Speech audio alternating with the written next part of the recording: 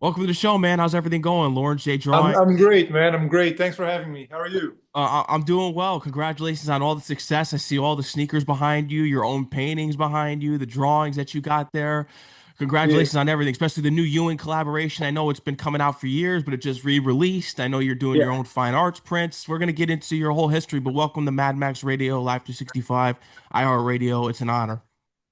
Thanks for having me, man. Of course. So how's this year starting off for you, 2026? I mentioned that you got the Ewings back out again. So how's 2026 treating you otherwise? Yeah, 2026 actually started off with a bang because like first week of January, the restock of the Ewings, like the first collaboration I did with them, they redropped. So we also did another pair a couple of years ago, but yeah, to start the year with that's just amazing. And then I'm a huge jewelry fan, so I did like a small promo clip with Buddha to Buddha last year. It took them a while to put it together, and then like a couple of weeks ago, they finally put it up. So yeah, it started off nicely.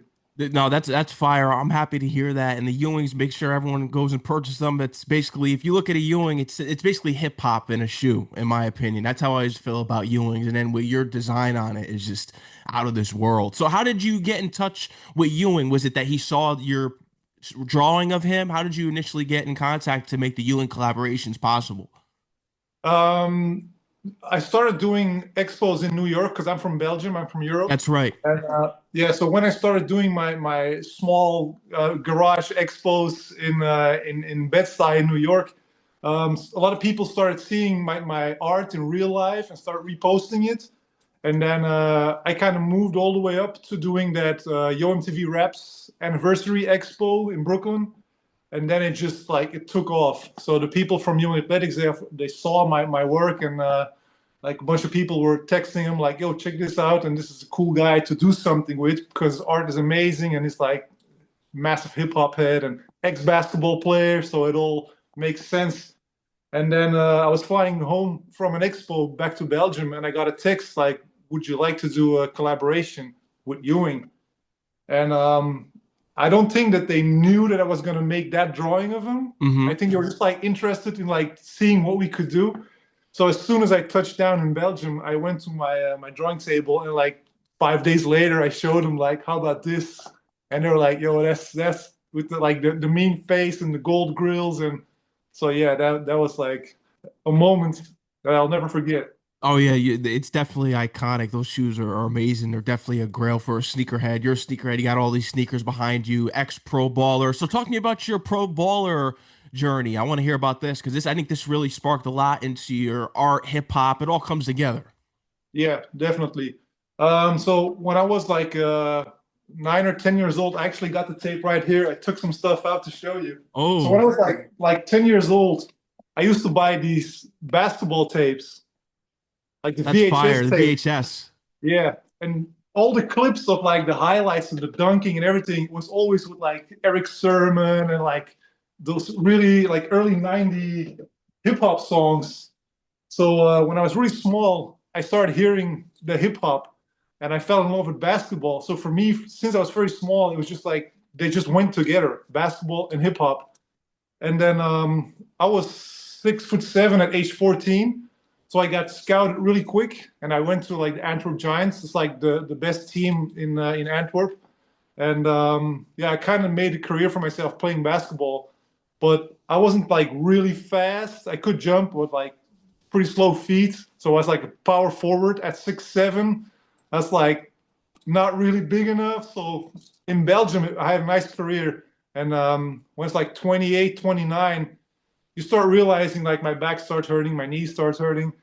Like pro sports will come to an end. And Hmm. rather than like go on for several years and just like become less productive, I just went cold turkey. And I just decided one day, like it was actually after training camp, I just decided like I don't want to like become older and slower, and I just want to do my other passion, and that's hip hop because that's always been a part of my life. So yeah, I just made the switch cold turkey, and then it took off like pretty quickly. I started posting my stuff online, and yeah, this is where I'm at. How long have you been doing this on the side for prior, especially because it seems as though you were doing this while you were doing your basketball career, so you were always drawing. Yeah, I've been drawing since I like was a small kid, and when I was like 15 or 16, I tried going to art school, but I'm pretty stubborn. I wouldn't call it pretty stubborn, but like if stuff doesn't interest me, then I can't get excited for it. So I was always doing like graffiti and hip hop style art and like small portraits, and they didn't really like that. So they kicked me out of art school. So yeah, it's just always been a part of me to create, but like always create from the heart what I want to create and never have like a vision of what I wanted to do with it. But then when my basketball career stopped, like at age 29, 30, I was like really getting serious into doing portraits. And I would do like hip hop portraits for myself. And I would be like blasting hip hop in my living room. And then I would do like portraits for people's kids or like their dad or whatever. They would order me to do the portrait. And at some point, it just, yeah, I just couldn't do it anymore. It was like, this is not me, you know? It's like, it's nice money, but it's just not me. So I just started doing only hip hop portraits, like the hip hop heads. I just started in the beginning, I was sketching them in black and white. And then I kind of made a name for myself with the black and white portraits because Faith Evans, like Biggie's wife, Biggie's he, wife. yeah, he reposted a bunch of my black and white Biggie arts. So it really started taking off because of that. And then it got seen by Wu-Tang Clan, like the early Facebook page of Wu-Tang. They posted some of my work, so it kind of took off. And then I just like realized my vision was to do something. You know, if you know Keith Haring, he's an artist. Hmm. He does like pretty simple stuff, but if you see it, you know that's Keith Haring. You don't have to see his signature or whatever. You just see it like a Basquiat. You see it, you know that's him. So I kind of had a vision that like one day I was like, whoa, I got to do something that's like just me, like my style, just the head, the hip hop heads, because I'm a hip hop head. Hmm. That's when it like, yeah, really took off. Yeah, and they're amazing. All your painting, the pictures here, the Eminem one, I love that one, and I love how you base it off of the album as well, because that's the main thing. You keep it album related and era related. It's you capture moments in time. I love that. Yeah. And what I always do is I don't copy pictures. So I always like I see like a video clip of somebody, like I go back on YouTube, I take like an old Snoop Dogg video clip and I see like all the angles from his face and like the whole vibe and like the outfit and the music. And then I'm like, okay, what do I want to create? It's kind of like I see myself as a photographer and I'm like, what angle do I want? What facial expression? Or do I want him with braids or do I want to put glasses on? And then I just start sketching like put everything together and then I create like my own, yeah, like my own vision of how I see the artist, the rapper. Fire. And I love the different, and speaking on that, I could definitely tell that you draw inspiration and it's your vision because based on the different angles of when you have the Eminem paintings with the mask on, the mask off, Yeah, when he was wearing the hockey mask, I think that was really creative in those yeah, yeah, paintings, those yeah, yeah, drawings. yeah. Thank you.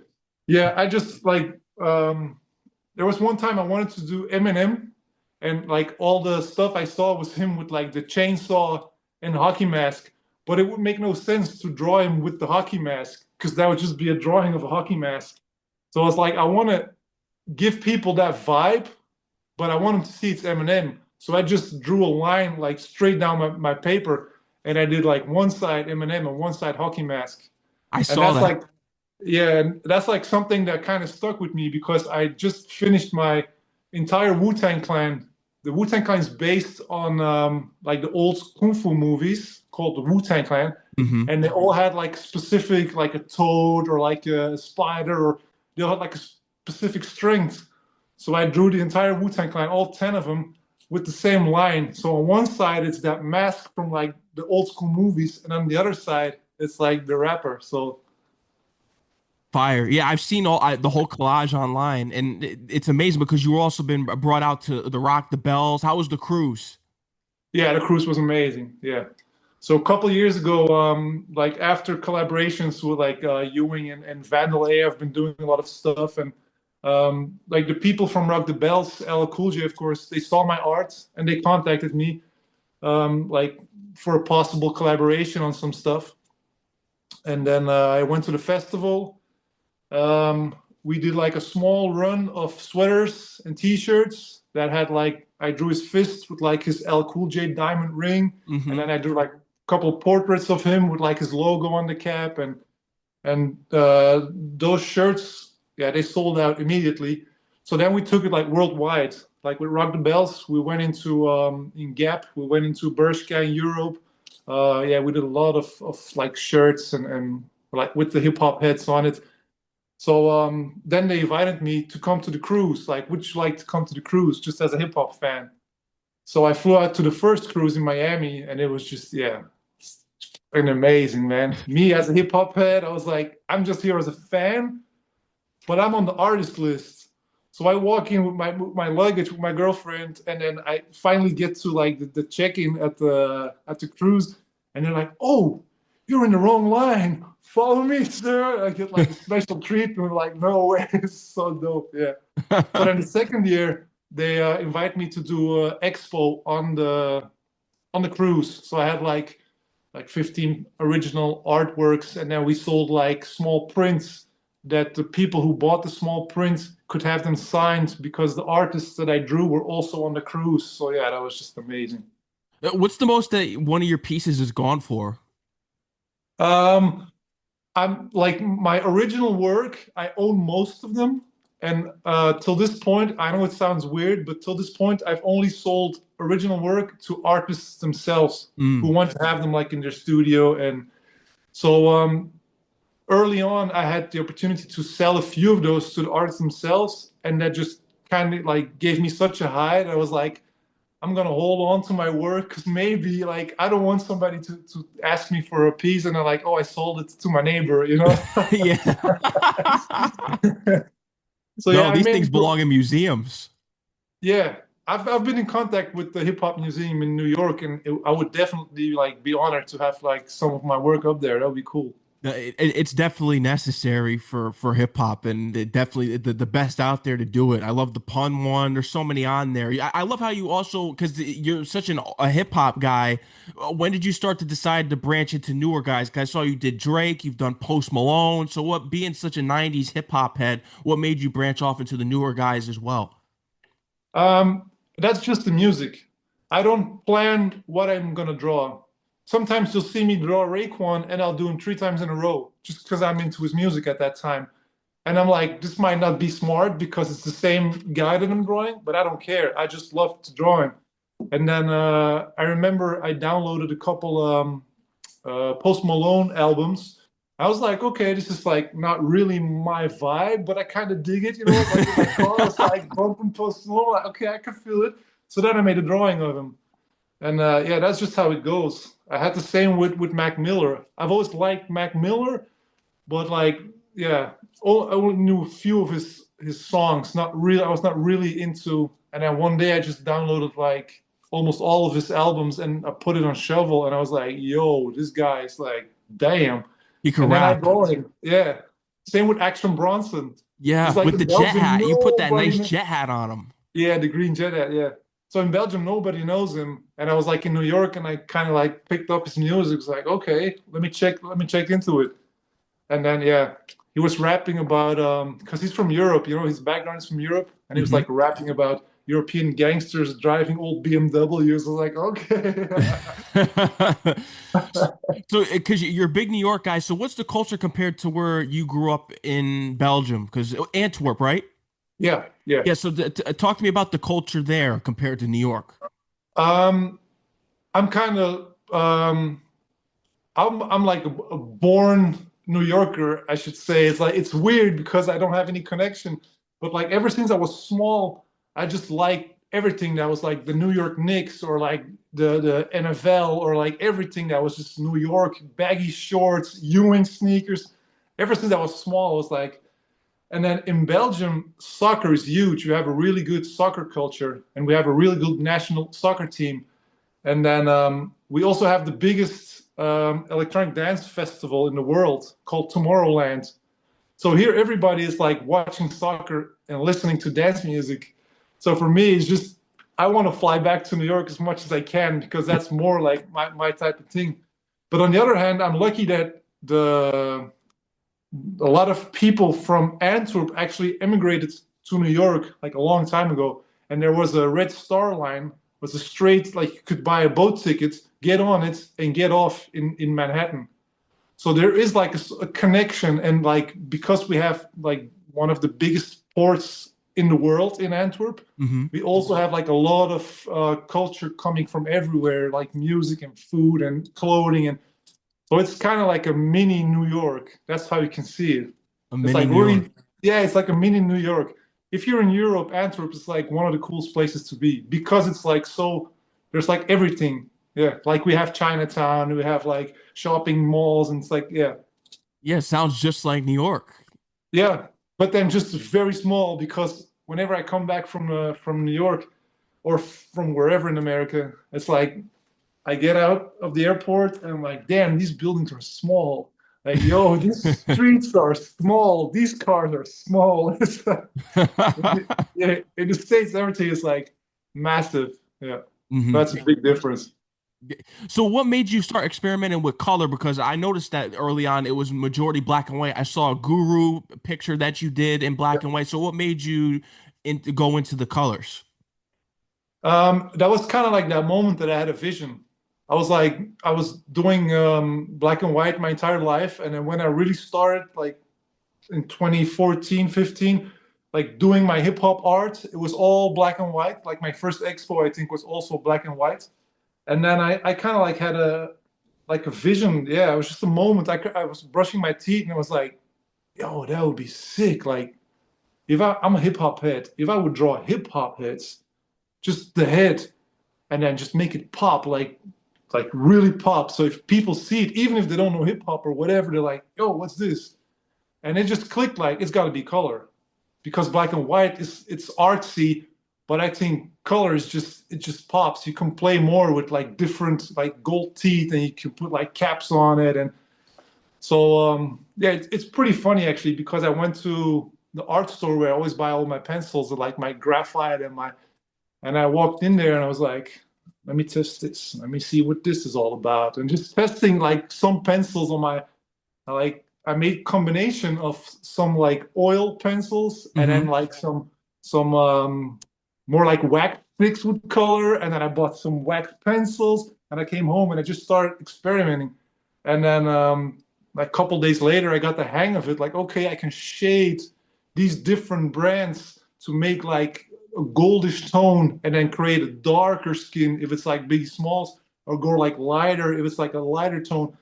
And pretty soon after that, people started sending me like, "Yo, what color codes did you use on this? Or how did you make those codes?" I'm like, "I don't know. I just figured it out, you know." So yeah, that's how that like happened. Hmm. And speaking of that, when people ask you for things, we live in the climate of where people bite off of people. You know about with hip hop. Everyone, I'm not a writer. I'm a biter. Everyone always we always Mm. get that cliche in hip hop. So when did you really start to get into licensing and making sure that no one copies your work, and if they do, that there's gonna be some criticism, and that there's gonna be something out there to protect your art. Um, I think the most important thing that I did early on is to like really, if I want to collaborate with people, I do it the right way. Hmm. There are people that I've been trying to do something for 10 years. It hasn't happened yet. I did a collaboration with the Estate of Old Dirty Bastards. It took me like 8 years before they were like, okay, we've seen your work so many times and we've met you. And so for me personally, I've always tried to like not put anything out until like everything clicks. And it's like, so now I'm at a point if people, especially with like, it's starting to slow down, but there has been like a moment where people can like go on their tablet and create something real quick, and then they would post some stuff, and then I would immediately get tagged, or people would call them out like, "Yo, this is whack! Like that's the real artist," you know. So it's been like a long build up, but it's like people if people see hip hop heads, they immediately go like, "No, that's the OG. Your Yeah. shit is whack." So and then on top of that, I try to be really selective. Like if I send like my art, because if I do like collaborations, I've done a few with Vandal A. I don't know if you've heard of Vandal A. It's like a New York brand, Okay. Yeah, and I'm familiar. yeah.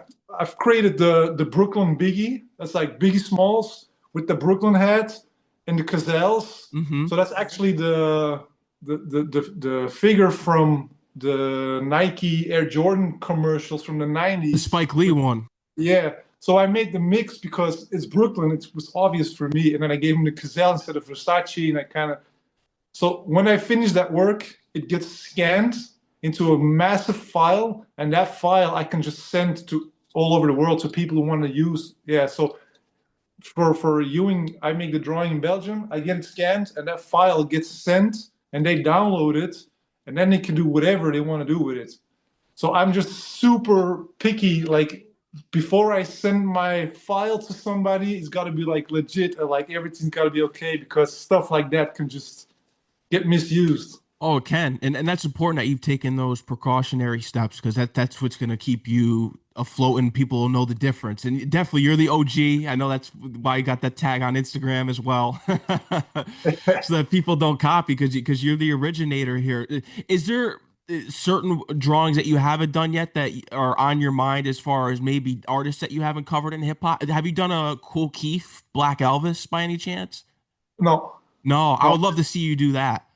Yeah, there's like a bunch of guys that but it's again, it's like people tell me, yo, you got to do Benny the Butcher, and I'm like, I probably will, whenever I'm like playing his music nonstop, and I'm like, okay, let's get down, let's do it. It's like I can't put myself to do it when I'm not feeling it, or so yeah. There's still a list of people that I like. A Guru, you just mentioned Guru. I've never done him in color.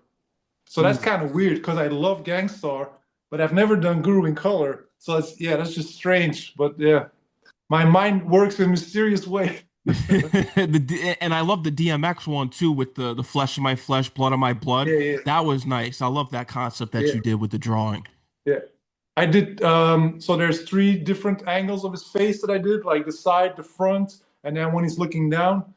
And it was pretty cool story about that piece is when I posted it, it really got reposted and reposted and reposted because that's like 10 years ago or something, like the first one with the blood. And that was before people could like buy algorithm or pay for views or whatever.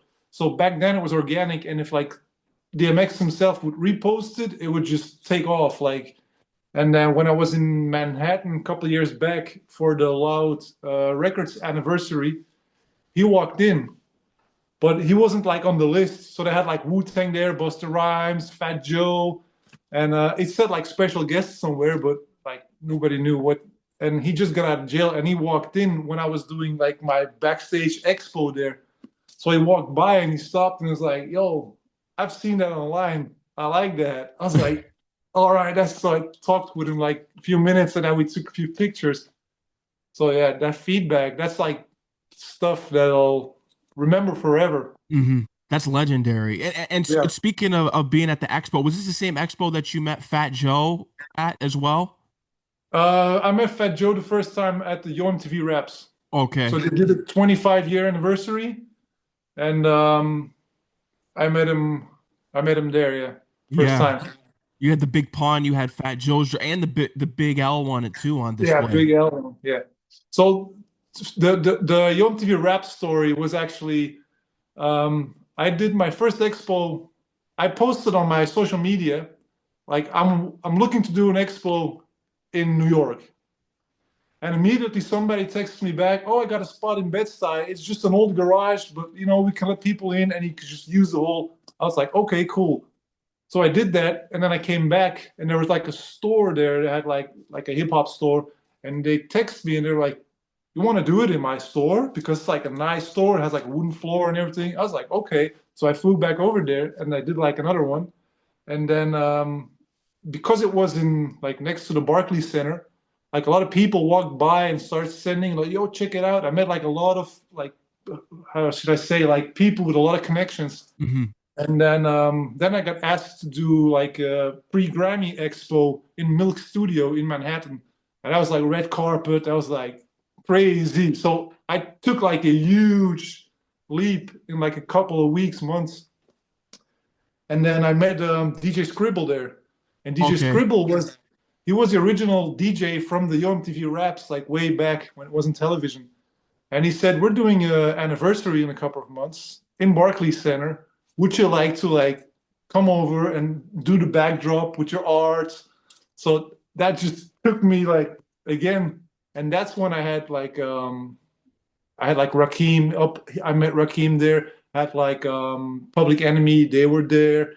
So and then Fat Joe walks in, and I'm like, I'm a massive Fat Joe fan. So I was like, I'm not gonna be a how you call it, like a groupie or whatever. I'm just Oh, like, I'm okay. not gonna. I'm Like just a gonna like, fanboy. yeah, no fanboy. I don't want to be starstruck. I'm just gonna like act cool. And he comes like straight to my work and was like checking it out, and then he asked me like, "Yo, where's the big L piece?" I think I was like standing in front of it or something. I was like, "What the hell? How come you know my big L piece?" And then he's like, "Yeah, people send it to me. I've seen the pictures online." So that's like back then the power of social media. Like, yeah, it was crazy. And Hmm. once people realize that you don't just draw like a hip hopper and then you go back to Nirvana and then you draw whatever, and then once they realize that you're like this is who you are and what you do, and it's from the heart and it's real and it's just like nonstop, then they really start like getting into your stuff. Like, okay, this is the real deal. So Hmm. you get a lot of respect and love that way. You draw inspiration from the music, and that's what you listen to a lot of music. You're a big Biggie guy. I know that's basically your top. That's your top guy right there. Yeah, yeah, Yeah. yeah. uh, Unbelievable. Is that still your favorite song by that? yeah, yeah. That goes so hard. It That's does. like if I put on "Ready to Die" the album, it's like yeah, it's hard, but I'm like after all those years, I don't play it that often anymore. But that song, unbelievable, I could just put it on repeat and just keep enjoying it. It goes so hard. Yeah. So What are your top five Biggie, hip hop albums all time? oof, top five. Um, Wu-Tang Clan, 36 Chambers. Hmm. Just off the top of my head now because that can change. I think Cypress Hill. I'm a massive Cypress Hill. Black Sunday, crazy album. Um, Illmatic from Nas. Then the Biggie Smalls, the double album that Oh, came Life out. After Death. Yeah, when he died, that one definitely. And then it's just yeah, there's just way too many. At this moment, I've been playing a lot of Capital Punishment. Oh, that's in my top five. That Yeah, album. that's just Oh, there's so much music, like so much hip hop, and in the '90s, so much good stuff came out. It's just it's incredible that like in that era, so much stuff got created. But like, yeah, if you step into your car and you have like a long ride to go and you put on Capital Punishment, it's just it starts off with Beware. That's the top one. yeah, it's crazy. Yeah, Yeah, that's there's this definitely one of the one. most lyrical albums ever. Yeah, I don't know if it's the one song Firewater with Raekwon. That's Oh yeah, also oh that. It's that's tough. timeless, man. It's timeless. It's It it is. great. That's Yeah, those are timeless records. I can bum that in my car, and I'm like in my 40s, and I can bum that in my car, put my window down, and I see kids like 14, 15-year olds who are like, hanging out, and they're like, oh, damn, like, what? They don't know. It's like 30 years old. They're just like, damn, that goes hard. That's where I feel as though the culture is different in the States because if I do that out here in where I live in either in New York or in Connecticut, the tri-state area, the kids that are younger, they don't do that. They want to hear the new music where younger kids where you're from in Belgium, they love it out there. I noticed that in Europe loves the lyrical hip hop. Where here, the youth not as much. They're into whatever is going on TikTok and social media, the newer artists, and it's kind of always crazy that they don't have much of an appreciation for the artists that of the 90s and early 2000s. It's crazy. So I love to hear that Europe has an appreciation for it. Yeah, definitely. I also think, and it's with a lot of things, if it storms in the USA, it rains in Europe. So it Hmm. always like it comes over, but like it gets filtered out. So it's things take more time before they come over here. And that's with everything. So once something gets to Europe, it also sticks because it took a long time to get here, and it's like the newer stuff takes more time to replace it. So I think there's like a slower pace in appreciating stuff. And I really noticed that when I did we did shirts with Rock the Bells in a Hmm. collaboration with the Old Dirty Bastard estate, and the shirts had like a logo on the front, but on the back it had ODB with like his gold teeth and like crazy face and his dreads like going everywhere. And I would have like people like send me like, "Yo, this is my 13-year-old daughter. She's like rocking your." It's like they really like the style of like the realness of it, and that's just super cool to notice. It's like they see the shirt, they buy the shirt, then they go look up who it is because he looks kind of dope, and then they get into the music. So yeah, that's pretty cool. I Yeah. think in New York or like big cities in the States, there's like a market for it, but because there's so much new stuff, probably some people be like, nah, that's old or whatever. Over here Hmm. is just yeah, it's cool, you know. It is, and there's definitely a market for old school. It's just that there's always that disconnect here for some reason because of all this newer stuff that's come out. But the stuff that you do is timeless. I think that's to me is going to stand the test of time. Yeah. I did expo in Amsterdam a couple of years back, and it was Wu-Tang Clan that was coming to the Ziggo Dome. It's like a massive like, and at that point, I think it was like 7 years ago or something. Hmm. And I think in the States, Wu-Tang was kind of like I think was like old Drake and like new trap music, and Wu-Tang was kind of like I don't know if they even toured back there at that moment. So I went there and I did like a small expo, like backstage, and the place was sold out. I mean, packed, like no more tickets to be found. That's like 30,000 people. We're like singing Wu-Tang songs. I think even they themselves were like, what the hell? Europe is like going hard for Wu-Tang. Yeah, if they go to Germany or Poland or Belgium, the Netherlands, people really love like old school hip hop. Like really, it's yeah, it sells out. They do. That's why I love Europe and the UK so much because the appreciation that you guys still have for. And I know artists prefer to tour over there than the States most of the time because of the love and appreciation there. You have your diehard fans here, but it's way bigger in the UK. Yeah, I remember in The Hague, I saw Cypress Hill live because I know somebody that's in the management, and I was like, "Yo, I can drive down there. It's like an hour ride from me.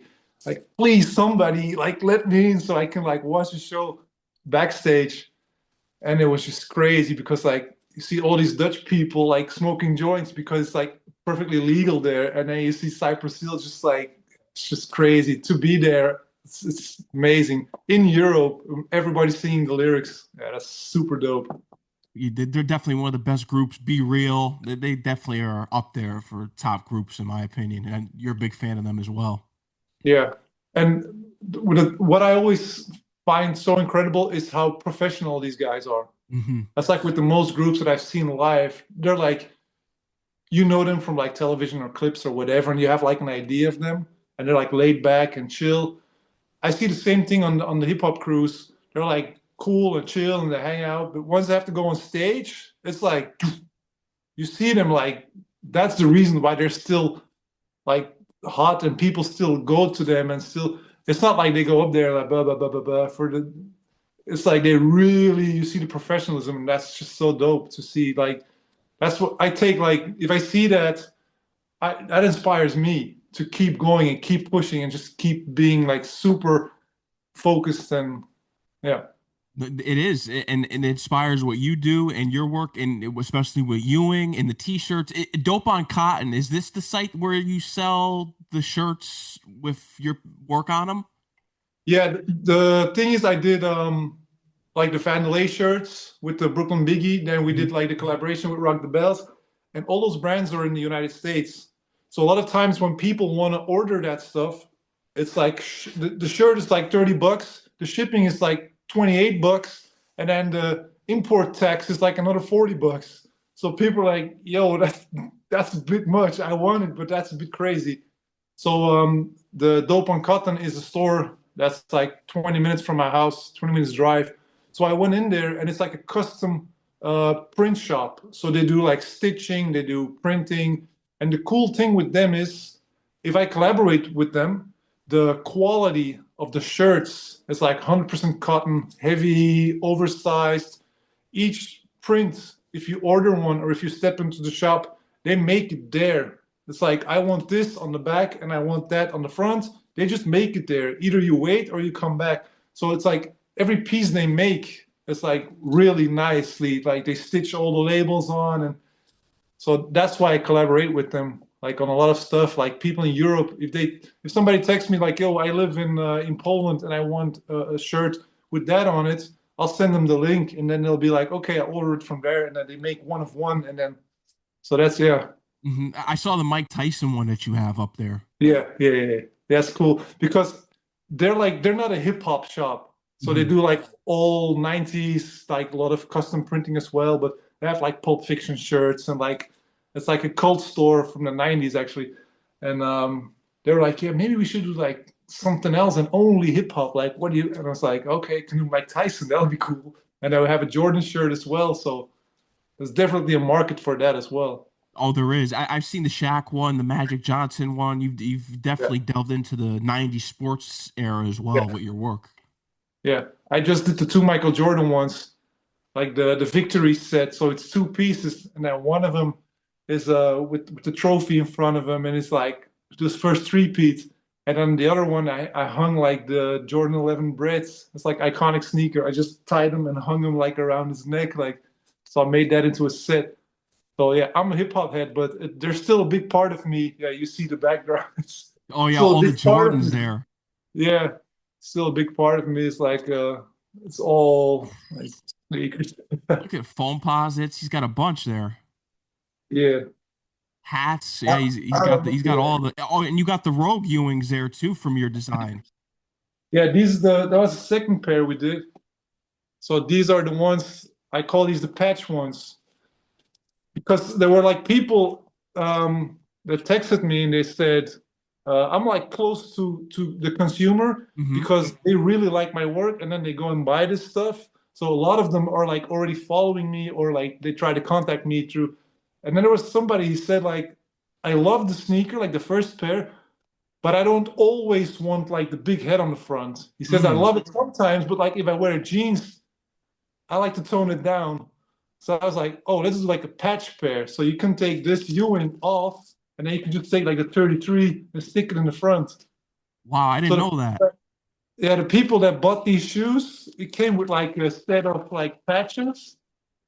So you can take this off, and then it's just clear, and then you can put like another patch with the Ewing signature on it. That's So crazy. yeah, you can like play around with it and do your own stuff with it. So that's a road pair. Wow. Is there going to be a restock for these eventually, hopefully? I don't. I think the next pair will do because now again we dropped the white pair. I Hmm. think the next pair will do if we do a pair. But I think the next pair will be a black pair because I've been hinting towards like I mainly like white sneakers, but like some days you just need like a black pair. Like if Hmm. it's like fall or if it's like bad weather, raining, you rock black sneakers like a suede pair or leather or whatever. So I think if we do another pair, it'd be a black pair. Exactly. The black, I know people like you could wear that more because of the weather and how it is, especially with the snow and with the rain Yeah. and all that. Do you have the ones that just restocked on display? I want to make sure that we plug those in for the people listening and people go out and buy these now on EwingAthletics.com and the So that was, box. yeah, that was the art piece I did for them, and they decided to slap it on the box because they liked it that much.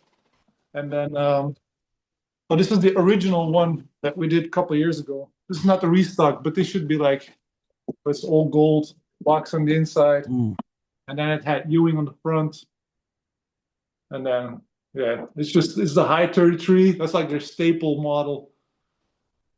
These go so hard. those are It's like fire. yeah, it's like a boot. If you wear these like with white socks, it's like it's all your all shoe. Even though I'm like 225 and 6'7", it's all shoe when I wear these. Those are so fire. Yeah, it's so classic. I remember as a kid, I used to love these basketballs. The I would see basketball people, keychain. Yeah, I see people rocking them with the ball on it. So I was like, damn, that's dope. It is. No, congratulations. That's a major accomplishment. Thank you, thank you. That's a grail right there. Is it possible too? Is it somewhere with and that's the art piece with the box. And you have the t-shirts too. Yeah, those are like one of ones. I had the t-shirts made only for me because when I went on the cruise, I always like to like represent. Like right now, I just have my logo here.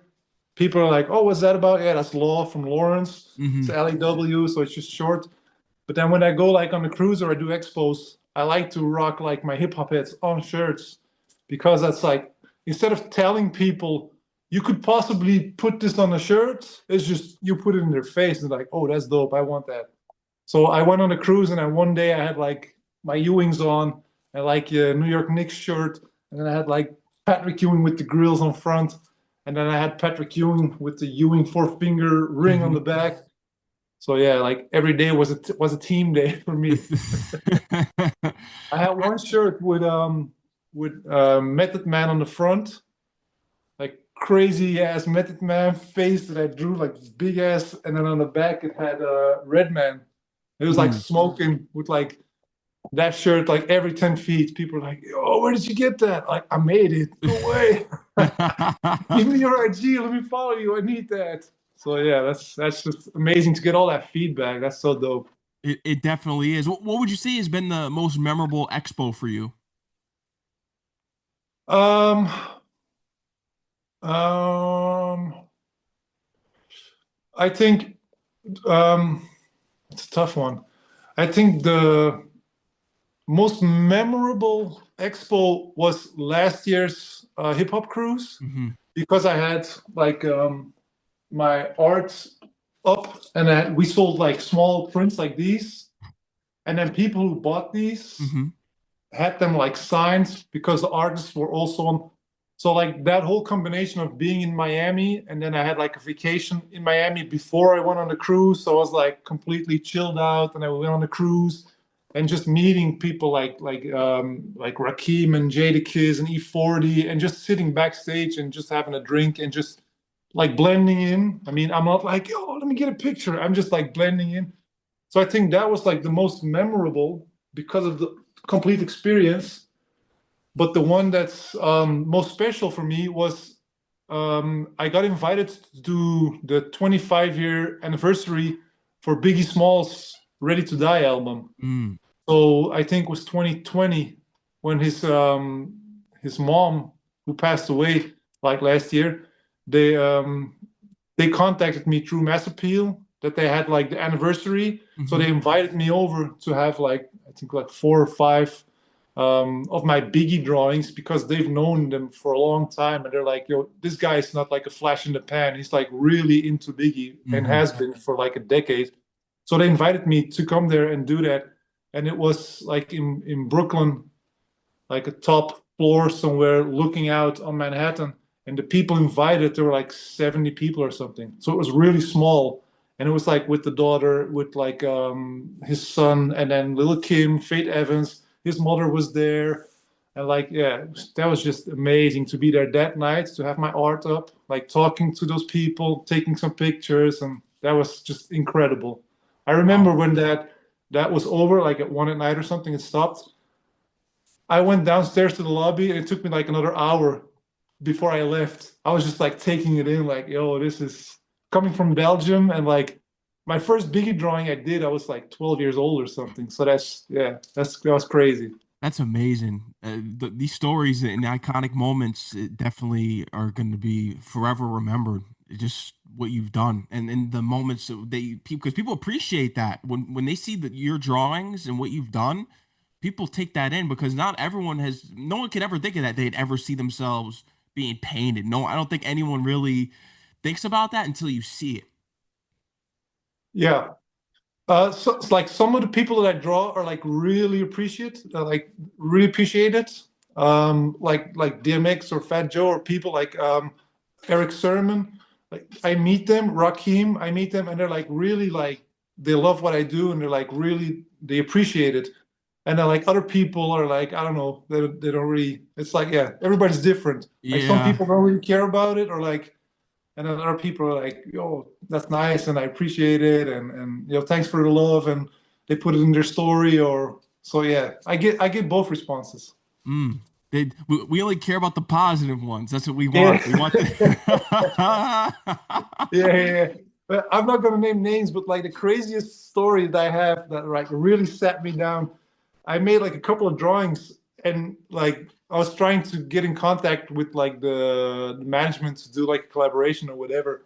And they just flat out told me like, yo, we've been doing this for 25, 30 years. We make a lot of money without you. Like, why the fuck we work with you? I was like, okay. They're like, for you, it's a win, win, win, win, but we don't need it. Like, we're doing good. So yeah, that's Wow. like, yeah, I get both. Like sometimes I get frustrated or like stuff doesn't work out or it's not always like all good and all perfect. Like, yeah.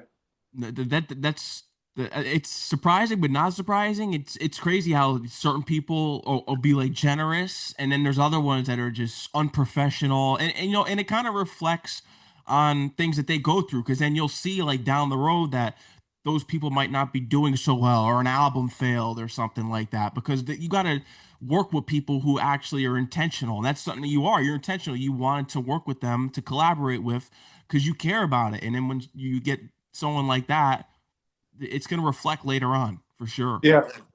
The thing for me is I always try to, I don't take it personal. Like I never take it personal. And also I'm more interested in why does the person react that way? Or like if you look up like their story of their life and you're like, oh, they've been through that, or they had like a bad manager and they went bankrupt, or they Hmm. so like a lot of times there's like an explanation why people don't trust you. It's True. plain and simple. They're like, yo, I don't want to work with you. I don't know you. I don't trust you.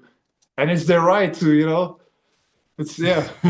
I'll get to a point where I'm like that well known that people be like, let's work together. I'll be like, nah, I don't need you. uh, so, besides the Ewings that you have, what are some upcoming things that you can reveal that you're working on or in progress for this year? um, for this year, it's just like, how shall I say, during like they had a massive buildup to 2020, and then like the flights got shut down. I wasn't allowed to travel, and then after that, I signed with Rock the Bells to do like Hmm. all our stuff together. So I had like a massive high again, and then the Ewings and everything. And last year, like a lot of things that were in the pipeline, and that was like um, practically a done deal, didn't go through. Mm. So for me, last year was kind of like I've done a lot of cool shit, like a lot of great stuff. But on the other hand, I realized like the main thing that I have to do is create and just love to create. And then from that, opportunities will come and stuff will grow. But I think the thing for me, like my lesson for 2026 is if it's on my path, it's meant for me, but don't push too hard and just keep creating from the heart like I've done before, and then stuff will come to me. So that's like my biggest goal of this year. That's important. That's the perfect message right there. And I think that all creatives should take notes from that one. I think that really is. You have to love what you're doing. That's the Yeah, main thing. yeah. It's like you Absolutely. don't want to get burned out expecting too much. If everything you do is with expectations, then you'll get disappointed and you'll burn out. So it's like a thin line that I have to like keep pushing myself to do cool stuff like collaborations. Hmm. But on the other hand, I have to like sit down and be like, okay, I want to like the Jordan pieces I just did. There's like no plan with those. It's just I like Jordans, I like basketball. Let's just do Michael Jordan this month. So I think that's like important to keep doing that. I hope you get a collab with Jordan too. I think that would be fire. Yeah. Well, I did the I don't have them here. No, I can't show you those. A couple of years ago, like 6 or 7 years ago, I was in my studio and I saw the Jordan 3 and it has Nike Air, Nike Air. Hmm. And I was like staring at it and I was like, Nike's 4 letters. I can do real and change the air. with hip. And on the other shoe, I do real and say hop. So it's real hip hop. So I Yeah. drew those sneakers like the Jordan 3. I think it's the Jordan 3 and Jordan 4 that I drew. And on the back, it says real hip hop.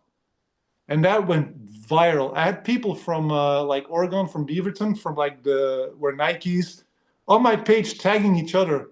And I was like, "Yo, this is good news. Like, I might just get an email or whatever." And then a couple months, like 6 or 7 months later, I saw that they made the Jordan 3 that says Nike Shy from Chicago. Mm. So they took the idea from the hip hop and they changed it into Shy from Chicago. Oh. Yeah, and they kind of kept doing that. So they dropped the Kit collaboration where the Nike says Kit instead of Nike. And then yeah, even Drake did some stuff with Nike that they just change out the Air Hmm. on the Air Force One and then they write something different. I was like, damn, they saw what I was doing and they're like, And they took it. Yeah. Oh, yeah, we that's. can we can do our own thing with that. And now we just see it constantly. They just dropped like the Bike Air, Hmm. like the red Jordans with the bike errands from the bike. So yeah, it's flattery that they took my idea, but it still stings a bit. Oh, yeah. And that's why we prefer Ewings. They They keep it actually, real. yeah, They keep it Ewings are real. real. They pay more. I know Jordan does collaborations with Drake and Eminem and things like that, but Ewing, their sneakers, they care about artists such as yourself. They actually care about all facets of hip hop. You see them go Yeah, deep into the albums with. You've seen so many Capital Punishment. There's so many sneakers yeah, that yeah, the yeah. EPMD. There's Definitely. so many Yeah. collabs that they've done.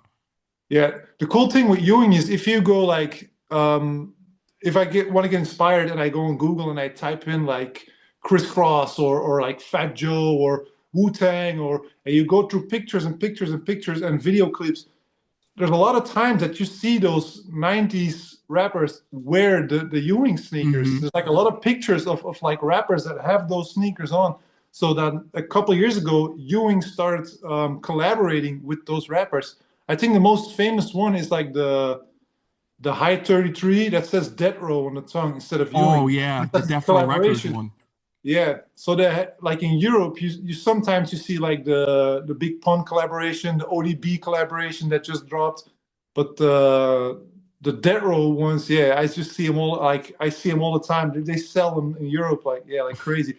So it's very cool that like they go back into like what made them hot and like their heritage as a brand, and they keep like keeping it real. That's just super cool.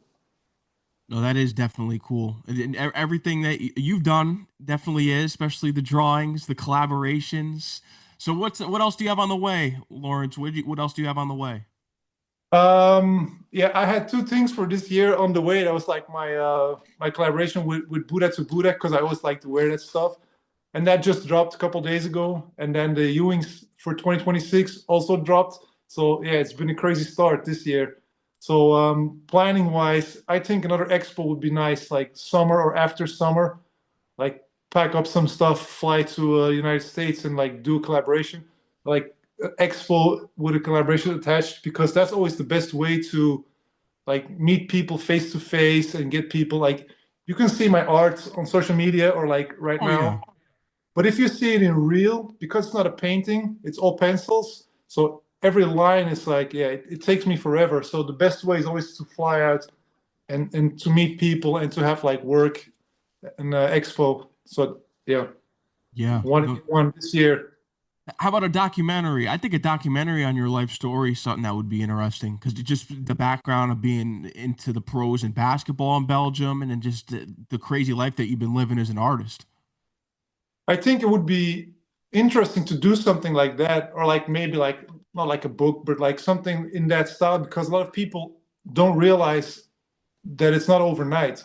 Hmm. A lot of people don't realize how long it took me.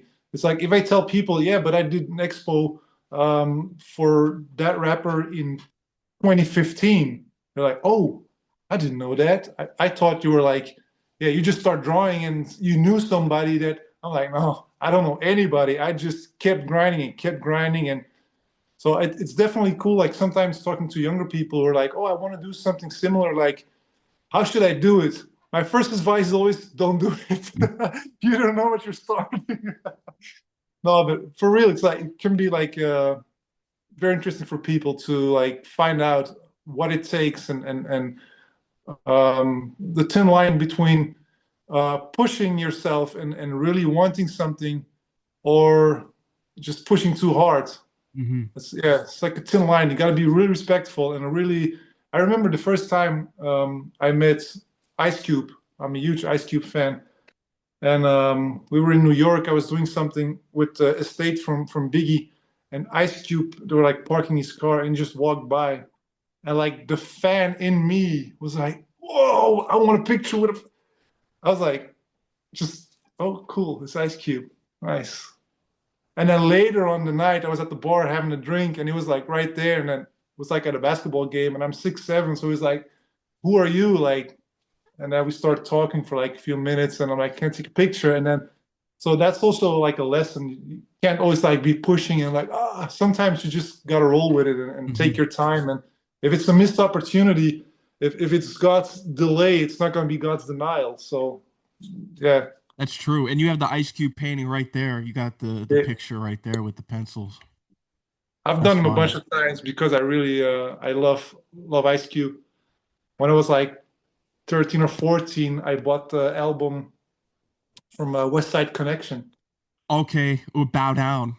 Yeah, and that blew my mind. So ever since then, I was like, yeah, Ice Cube is up there for me. I love Definitely, Ice Cube. definitely one of the top ones. I also love the game picture that you did too. That was fire. When you're listening to 1992 when that album came out. Yeah, yeah. You mean the one with the cap and the smoke, or the one with all the braids?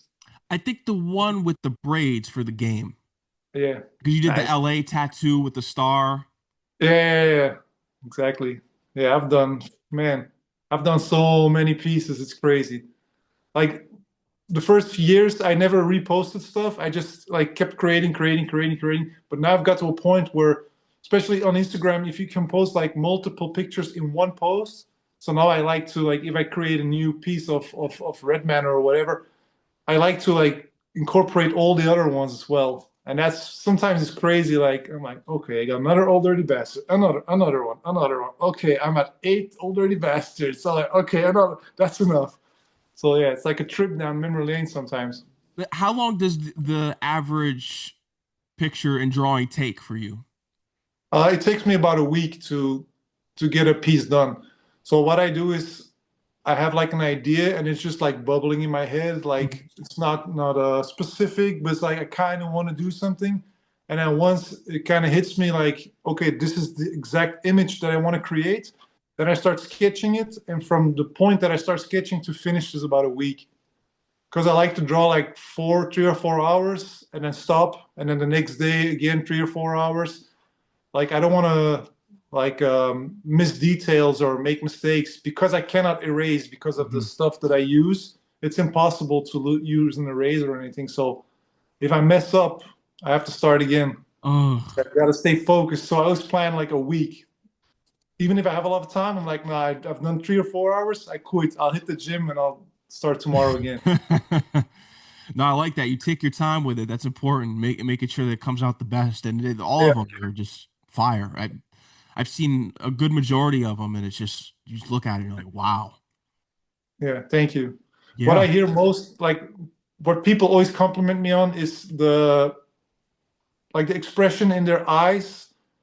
It's like how I capture, and sometimes I will post like only the eyes and the nose, or like let's just triangle, and people are like, man, you can just quit it right there and just post this, and we can immediately tell and like feel like, yo, that's Method Man or that's KRS-One, or it's like unmistakable.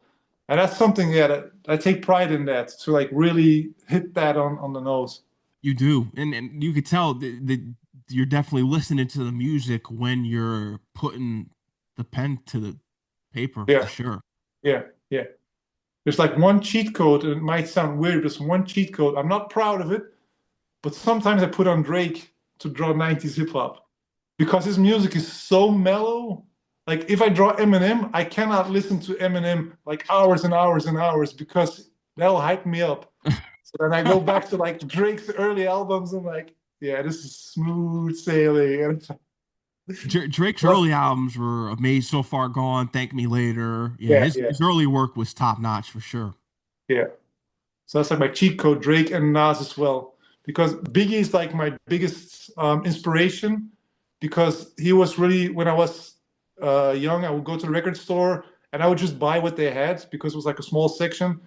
So I wouldn't know what it was. I would just, oh, you have a new hip hop CD? I'll buy it.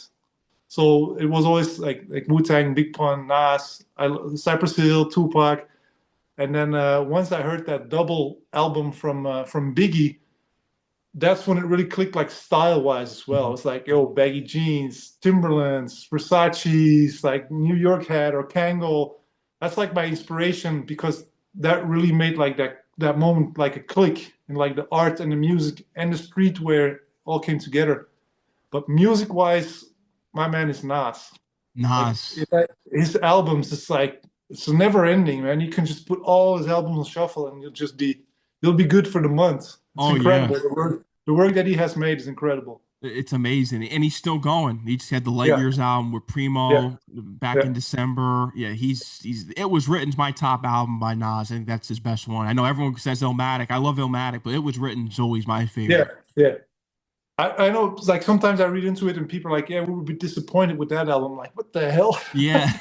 It's not because his first album is like top one album ever that hmm his second one sucked because for any other artist, that second one would be top out. So yeah, It I would love be. that one. Yeah. And I wanted to mention this as well. I think it was so important when you did the drawing of George Floyd. I think that was because it's always important to put history and just things that are going on in society and honoring George Floyd in that painting really means a lot to people. I think that was really important that you Yeah, showcase I that. I try to stay out of politics because that one I did that one in one day. So that's actually a crazy story about that drawing. I saw what happened and I just sat down and I drew it in one day. So it took me like 20 hours and I finished it in one day because that was like a crazy moment. I didn't know what was going on or it just it comes down here on television. I was like, what the hell? So, but other than that, I try to stay out of politics a lot because I live in Europe, especially what's going on in Ukraine and Oh I yeah. think a lot of yeah, I think a lot of people in the United States get like a different image of what's really going on. hmm Because even in Ukraine, a lot of people are like sick of Zelensky and they want it to end. And so yeah, it's always like it's a tricky road to go down to. Yeah, no, it is.